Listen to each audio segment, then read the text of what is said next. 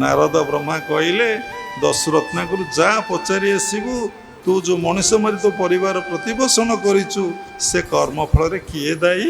ଯଦି ତେରତେଆ ଯୁଗରେ ଲୋକମାନେ ରାଜି ହେଲେନି ଆମେ ସେ କର୍ମଫଳରେ ଦାୟୀ ନୁହଁ, ଇ କଳି ଯୁଗରେ ଯେଉଁ ଆପଣମାନେ କର୍ମ କରି ପୁଅ ଝିଅ ପାଇଁ ଯେଉଁ ବ୍ୟାଙ୍କ ବାଲାନ୍ସ କରିଛନ୍ତି ସିଏ ତ ଖାଇବେ, ସିଏ ବି ଭୋଗିବେ, ତୁମେ ଭୋଗିବ। କର୍ମଫଳରେ ଦାୟୀ ହୁଅନ୍ତି, କର୍ମଫଳରେ ଦାୟୀ ହୁଅନ୍ତି। ଯଦି ସବୁରି ଭିତରେ ଆମେ ଜଣକୁ ଦର୍ଶନ କରିବା, ତୁ ଯେବେ ଏକ ଭାବେ ଭାବୁ ଏ ଘୋର ସଂସାରୁ ତରିବୁ, ଯତ୍ର ଯତ୍ର ନେତ୍ର ପଡ଼େ ତତ୍ର ତତ୍ର କୃଷ୍ଣ ସ୍ଫୁରେ। ସବୁଠି କୃଷ୍ଣମୟ ଦୁନିଆ ହେଇଗଲା।